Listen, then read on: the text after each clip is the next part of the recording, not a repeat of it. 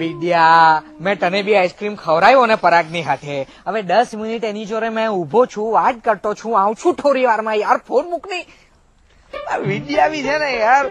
ચાલ છોરે બધી વાત, મને તું એ કે આ તારા ઘરમાં શું ચાલી રહેલું છે, કોમેડી કે ટ્રેજેડી? સસ્પેન્સ. હે? મારા ઘરમાં હું ઓલવેઝ સસ્પેન્સમાં જ હોઉં છું.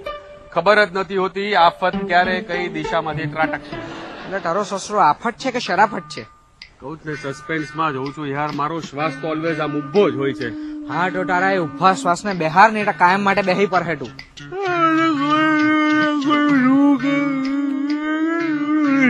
પાગલ થઈ જઈશ. હવે આ બધું બગાસું કરીને બોલ એટલે સમજ પડે. ભાઈ મારું મગજ એટલું સુસ્ત થઈ ગયું છે, મને ખબર જ નથી મારે શું વિચારવું. અડધો પાગલ થઈ જઈશ. એ તો તું છે જ. હવે આગળ પ્રગતિ કરવી.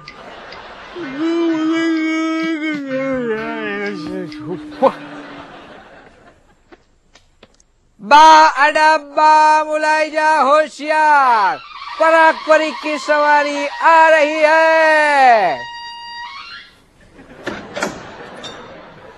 આવી ગયા? હા. એકલા એકલા આઈસ્ક્રીમ ખાઈને આવ્યા ને? ના, વિદ્યા ને વિનય હતા સાથે. અમને ન બોલાવાય? ડાગ્યા કૂતરાને થોડા બોલાવાય. એટલે જ કહું છું આ નોકરી છોડો. આખી વાતમાં મારી નોકરી ક્યાં વચ્ચે આવી? ડાઘીઓ પાડી શકો ને એટલે. એ જ કઉ છું. ડાગ્યા ને મારી નોકરીને શું લાગે વળગે? હવે તમે જે નોકરી છોલો છો ને એમાં ગધેડા જેટલું વૈતરું કરીને ઉંદેડી જેટલું નથી કમાતા. એના કરતા કોઈ ખારી નોકરી પકડશો ને તો ઘરમાં નોકર રાખી શકશો, રસોઈયો રાખી શકશો.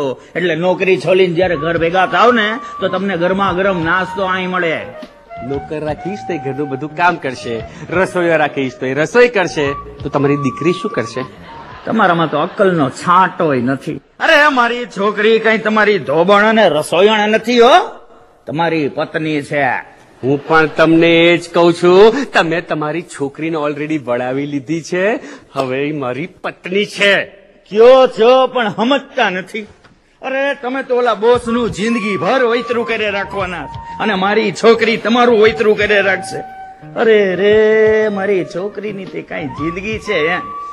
હું પણ એ જ સવાલ પૂછું છું. લે હવે તમારું તો કાંઈ ન થાય. કેમ? સવારે તો બહુ મોટા મોટા વખાણ કરતા હતા ને મારા. હવે એ તો કરવો પડે, બાકી છે કાંઈ? કયો તમે જ કયો, છે કાંઈ તમારામાં વખાણ કરવા જેવું? હે અરે દેવાઈ હેઠ એકલો એકલો જઈને આઈસ્ક્રીમ ખાઈ આવ્યો ને રેઠિયાળની તો. અરે ના ના વેવાણ, આ તો મેં જ જમાઈને કીધું તું કે તમે જરાક બાયણે આટો મારી આવો, આઈસ્ક્રીમ ખાઈ આવો એટલે તમારું મગજ થોડુંક શાંત થાય. અરે શું કપાળ શાંત થાય? એકલા એકલા આઈસ્ક્રીમ ખાતા તને શરમ ના આવી? ના ના આવી હતી. હા હમણાં જ મને કહેતા હતા જમાઈ રાત કે આપણને બેયને ઉપવાસ છે ને એટલે આપણા બે હારું અને પૂજા હારું મસ્ત મજાનો આઈસ્ક્રીમ લઈ આવવું. શું વાત કરો છો વેવાઈ? હવે આમ ઠોવા નીચે ઉભો છે શું?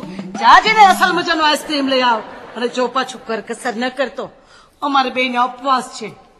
જાઓ જમાઈ રાત, અમારા બધા હારું થઈને મસ્ત મજાનો ટોપના પેટનો આઈસ્ક્રીમ લઈ આવો એટલે જલસો પડી જાય. સાબ સીધા નાખું છું તોય ઊંધા પડતા પાસા. ઈચ્છા હોય પતાસાની ને ખાવા પડે બગાસા.